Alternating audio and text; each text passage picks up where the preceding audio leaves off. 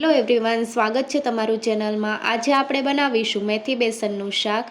જો તમે ચેનલ પર નવા હોય અને હજુ સુધીમાં ચેનલને સબસ્ક્રાઈબ ન કરી હોય તો સબસ્ક્રાઈબ કરવાનું ના ભૂલતા।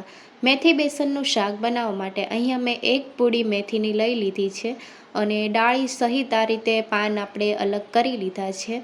તો મેથી કુમળી લેવી અને તાજી લેવી। મેથીને 2 થી 3 પાણીએ વોશ કરી લઈશું। મેથીમાં માટીનો ભાગ વધારે હોય છે તો થોડી વાર માટે આપણે પાણીમાં રહેવા દઈશું અને પછી આપણે આ રીતે ઉપરથી મેથીના પાન લઈ લઈશું તો નીચે બધી માટી વહી જશે અને જાળીવાળા વાસણમાં આપણે મેથીના પાન કાઢી લઈશું। તો આ રીતે તમે જોઈ શકો છો, જાળીવાળા વાસણમાં મેથી કાઢી લીધી છે અને મેથીને થોડી વાર રહેવા દઈશું જેથી તેમાં રહેલું પાણી બધું દૂર થઈ જશે। મેથીના પાનને સુધારી લીધા છે। ઝીણી મેથી નથી સુધારવાની, આ રીતે થોડી મોટી મેથી સુધારીને રાખી દીધી છે। હવે બાઉલમાં આપણે 3 થી 4 ચમચી જેટલો ચણાનો લોટ ઉમેરશું।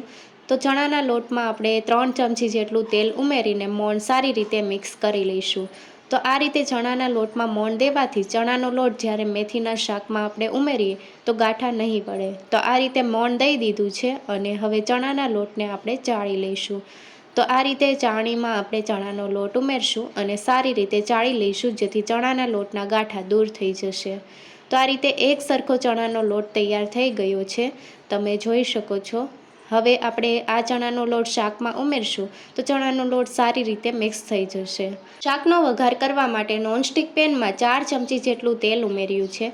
તેલનું પ્રમાણ થોડું વધારે રાખવું। વઘાર માટે અડધી ચમચી આખું જીરું સારી રીતે કકડી ગયું છે। હવે ચપટી હિંગ સાથે 8 થી 10 કળી લસણની બારીક કાપીને ઉમેરશું। લસણને સારી રીતે સાતળી લઈશું।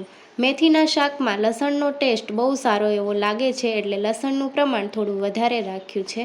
લસણનો હલકો કલર લાઇટ થાય ત્યાં સુધી થવા દઈશું। લસણ સારી રીતે સતળાઈ ગયું છે। હવે અડધી ચમચી હળદર પાવડર ઉમેરશું। હળદર પાવડરથી બહુ સારો એવો કલર આવશે એટલે આ રીતે આપણે અગાઉથી ઉમેરી દીધું છે। હવે ઝીણી સુધારેલી મેથી ઉમેરીને મેથીને 1 મિનિટ માટે સાતળી લઈશું। તો મેથીને આ રીતે તેલમાં સાતળી લેવાની છે। તો મેથી પહેલાં કરતાં થોડી ઓછી થઈ ગઈ છે, સતળાઈ જશે એટલે આ રીતે સોફ્ટ થઈ જશે। હવે મસાલામાં 1 ચમચી લાલ મરચું પાવડર, અડધી ચમચી ધાણા જીરું પાવડર અને સ્વાદ પ્રમાણે મીઠું ઉમેરીને મિક્સ કરી લઈશું। મસાલાને પણ અડધી મિનિટ માટે આપણે સાતળી લઈશું। મેથીમાં મસાલા સારી રીતે મિક્સ કરી લેવાના।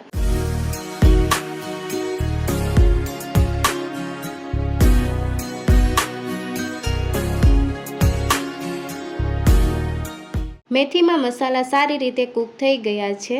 સાઈડમાંથી તેલ પણ છૂટું પડવા લાગ્યું છે।